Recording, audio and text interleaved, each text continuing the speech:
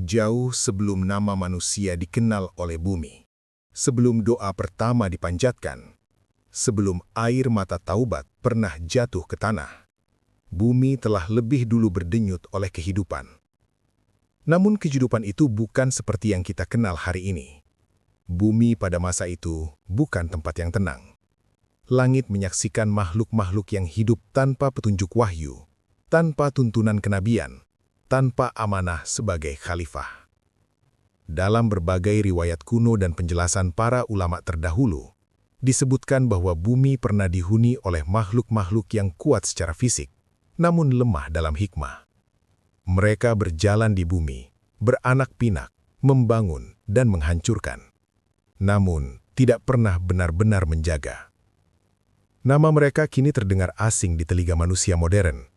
Hin, Bin, dan Nisnas.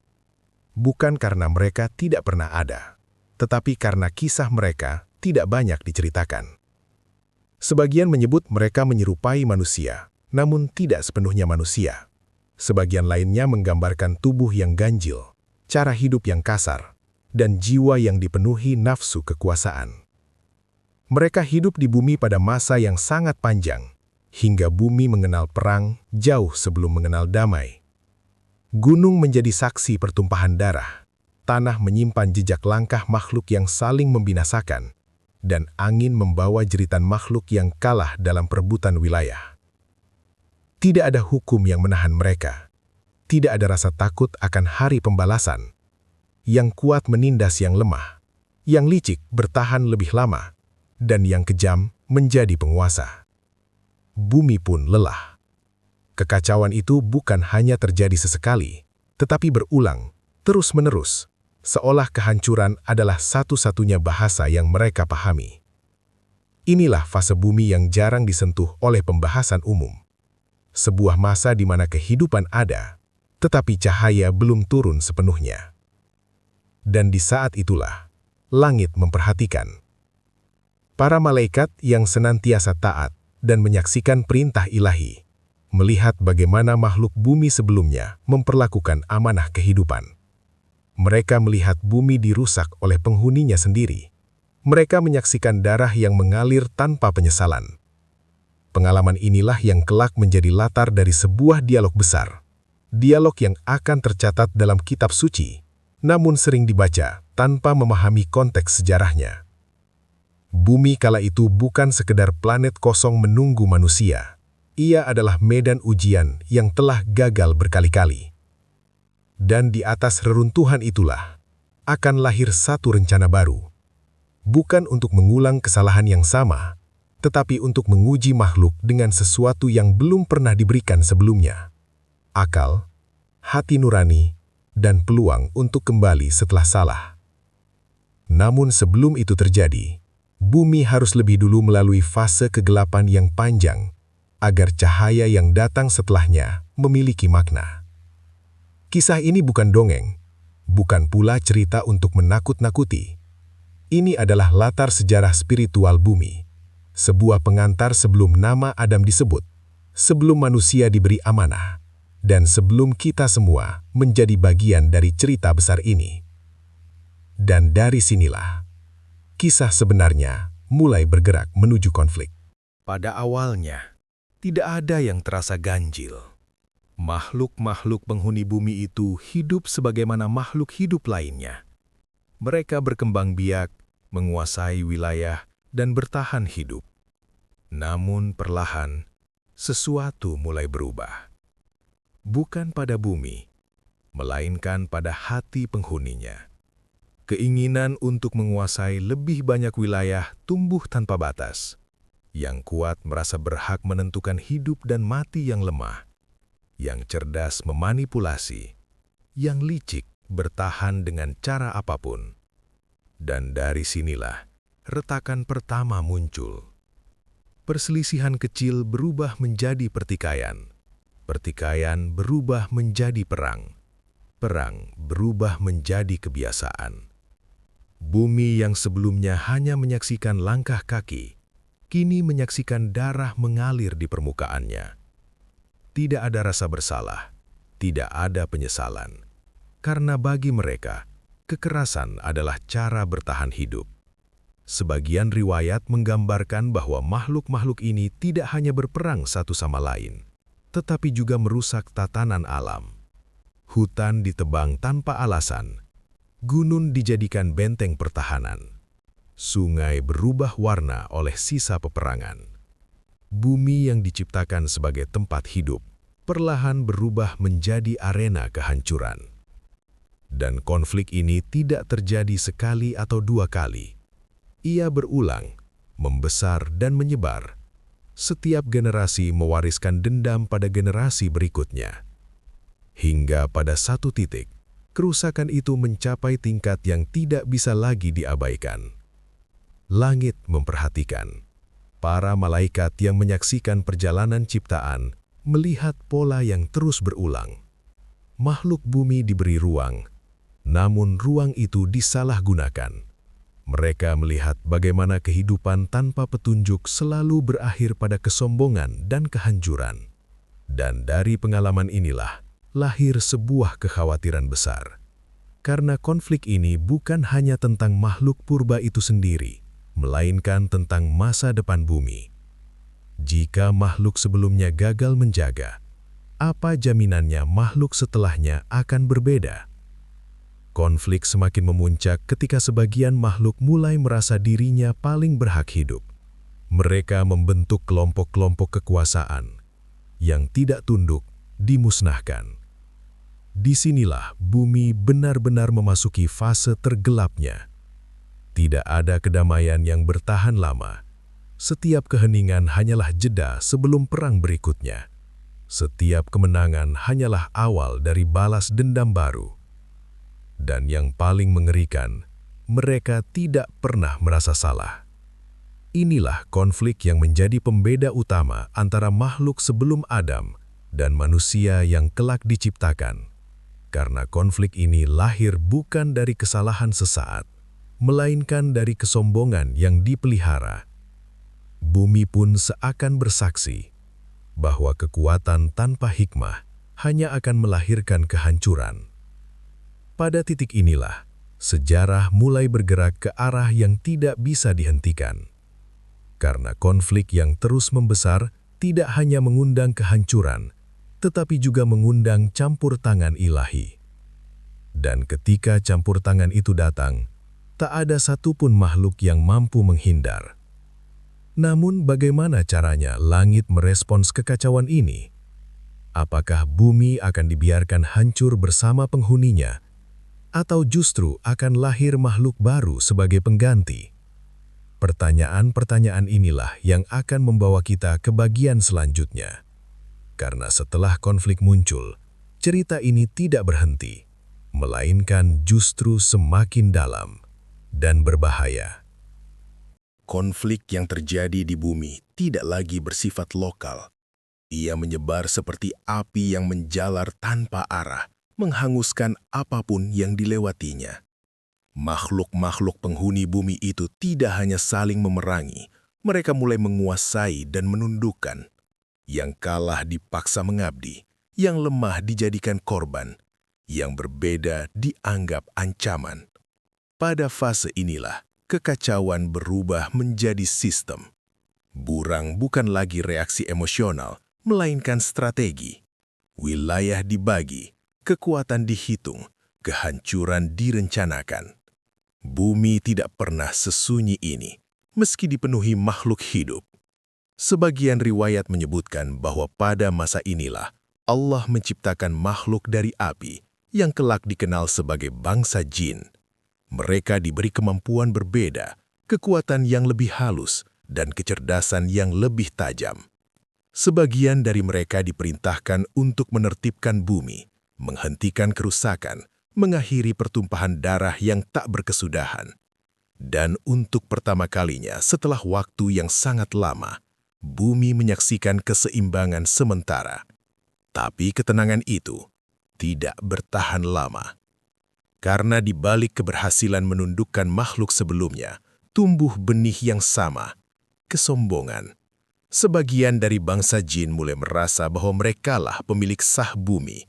Mereka merasa lebih kuat, lebih layak, lebih tinggi. Apa yang awalnya adalah amanah, perlahan berubah menjadi klaim kekuasaan. Dan seperti yang terjadi sebelumnya, perbedaan mulai muncul. Ada yang tetap taat, ada yang mulai membangkang, ada yang menganggap dirinya di atas perintah. Konflik kembali berulang, kali ini dengan bentuk yang berbeda, namun dengan akar yang sama. Bumi kembali menanggung beban. Kerusakan tidak lagi datang dari satu jenis makhluk saja, melainkan dari percampuran ambisi dan kekuasaan. Yang satu ingin menguasai, yang lain ingin mempertahankan. Langit kembali memperhatikan. Para malaikat melihat pola yang semakin jelas. Setiap makhluk yang hidup tanpa kendali hawa nafsu akan berujung pada kehancuran, sebesar apapun potensi yang mereka miliki. Inilah titik di mana sejarah menjadi rumit. Karena bumi tidak hanya gagal sekali, tetapi gagal berulang kali. Dan setiap kegagalan itu menumpuk, menjadi alasan kuat bagi satu pertanyaan besar. Apakah bumi memang diciptakan untuk selalu dirusak oleh penghuninya? Ataukah akan ada satu makhluk yang mampu memikul amanah dengan cara berbeda? Komplikasi ini tidak hanya memperkeruh keadaan, tetapi juga mempersiapkan panggung bagi keputusan terbesar dalam sejarah penciptaan. Karena setelah kegagalan demi kegagalan, tidak akan ada lagi eksperimen yang sia-sia. Akan lahir satu makhluk yang tidak hanya diberi kekuatan, tetapi juga kesadaran akan salah dan benar. Namun sebelum itu terjadi, bumi harus menjadi saksi bahwa kekuatan saja tidak pernah cukup. Dan dari titik inilah, cerita bergerak menuju saat yang paling menentukan. Saat di mana langit dan bumi akan menjadi saksi dialog yang mengubah segalanya. Dan tibalah saat yang tidak pernah disaksikan bumi sebelumnya. Setelah kekacauan demi kekacauan, setelah makhluk demi makhluk gagal menjaga amanah, langit tidak lagi diam. Bukan dengan kemarahan yang meledak, bukan pula dengan kehancuran yang tergesa, melainkan dengan keputusan yang sangat tenang, namun menentukan segalanya. Allah berfirman kepada para malaikat, "Sesungguhnya, Aku hendak menciptakan seorang khalifah di bumi." Satu kalimat, namun gaungnya mengguncang seluruh tatanan penciptaan.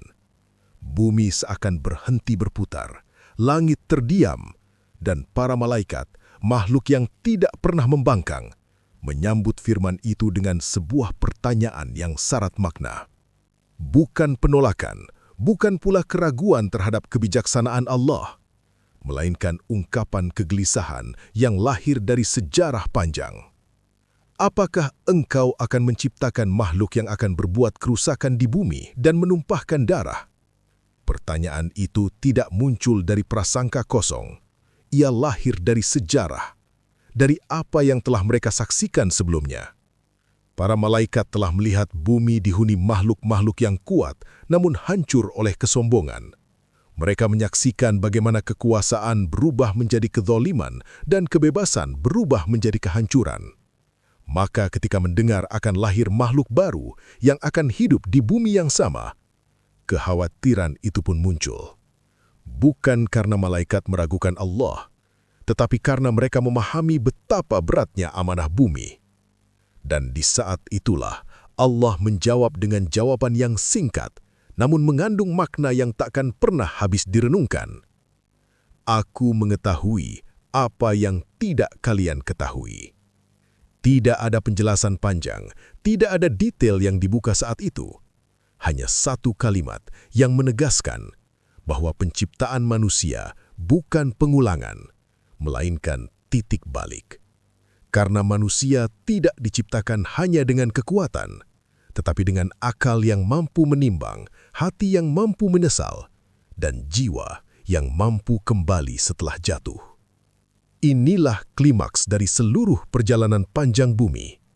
Setelah makhluk-makhluk yang hidup tanpa rasa bersalah, setelah kekuatan tanpa kendali, setelah kebebasan tanpa tanggung jawab, kini akan lahir makhluk yang bisa salah, namun juga bisa bertaubat. makhluk yang bisa jatuh, namun juga bisa bangkit. Dan yang paling membedakan manusia dari makhluk sebelumnya adalah satu hal: kesadaran akan dosa dan harapan akan ampunan. Bumi yang telah lelah menyaksikan kehancuran kini bersiap menerima amanah baru. Namun amanah ini tidak datang tanpa resiko, karena manusia tidak dijanjikan selalu benar. Manusia hanya diberi pilihan, dan pilihan itulah yang akan menentukan apakah bumi akan kembali rusak atau akhirnya menemukan penjaganya. Di titik inilah seluruh sejarah sebelum Adam menemukan maknanya. Semua kegagalan sebelumnya bukan tanpa tujuan. Ia adalah pelajaran besar agar manusia sadar bahwa amanah bukan tentang kekuasaan, melainkan tanggung jawab. Dan dengan itulah panggung penciptaan manusia pun terbuka.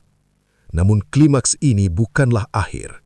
Justru dari sinilah ujian terbesar dimulai. Karena setelah keputusan itu diambil, tidak ada lagi jalan mundur. Bumi telah dipilih, manusia akan diturunkan, dan sejarah baru akan segera dimulai. Setelah keputusan itu diucapkan, tidak ada gemuruh yang merobek langit, tidak ada kehancuran yang tiba-tiba menelan bumi. Segalanya justru menjadi hening.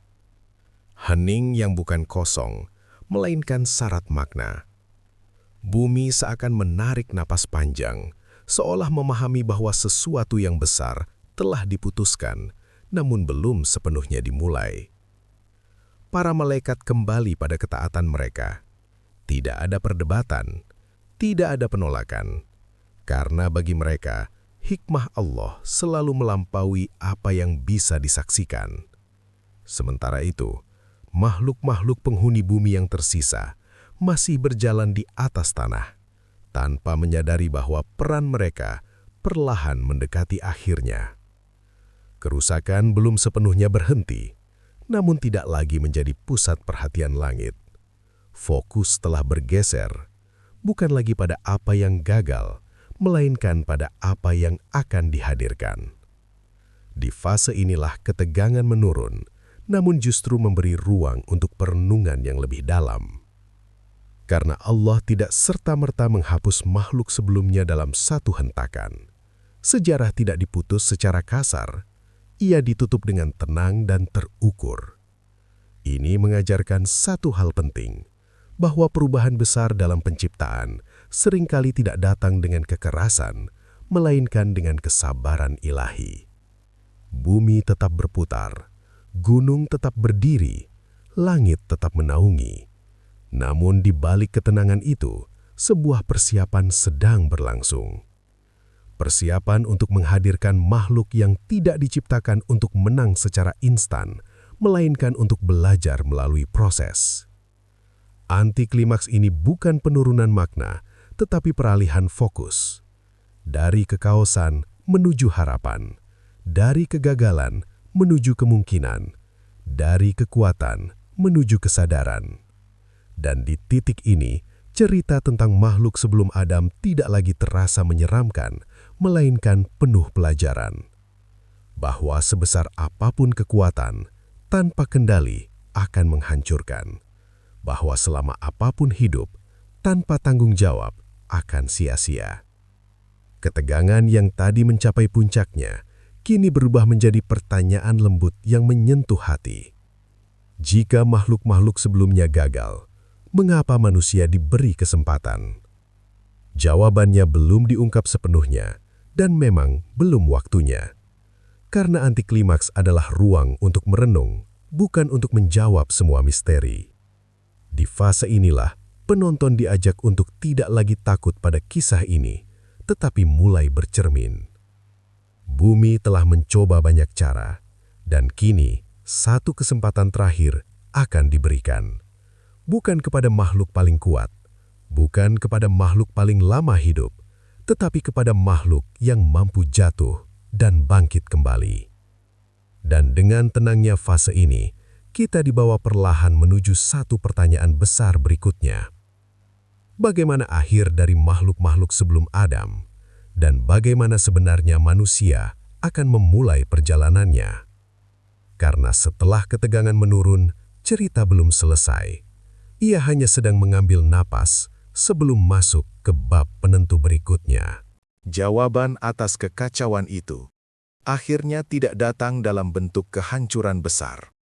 Tidak pula berupa penghapusan mendadak seluruh makhluk sebelumnya. Penyelesaiannya justru hadir dengan cara yang paling halus, namun paling menentukan. Allah tidak membiarkan bumi tanpa arah. Tidak pula membiarkan sejarah terus berulang tanpa makna. Segala yang telah terjadi, kerusakan, pertumpahan darah, kegagalan demi kegagalan, dikumpulkan menjadi satu pelajaran besar. Dan pelajaran itu tidak disampaikan dengan kata-kata panjang, melainkan diwujudkan dalam penciptaan manusia. Makhluk-makhluk sebelum Adam tidak diciptakan sia-sia. Keberadaan mereka menjadi latar, menjadi peringatan, menjadi alasan mengapa manusia tidak dilepaskan tanpa petunjuk. Resolusi dari konflik panjang bumi bukanlah kemenangan satu makhluk atas makhluk lain, melainkan perubahan cara amanah diberikan. Jika sebelumnya kekuatan diberikan tanpa pengimbang, kini kekuatan disertai akal. Jika sebelumnya kebebasan hadir tanpa pertanggungjawaban, kini kebebasan diiringi konsekuensi. Dan jika sebelumnya kesalahan berakhir dengan kehancuran, kini kesalahan membuka pintu taubat.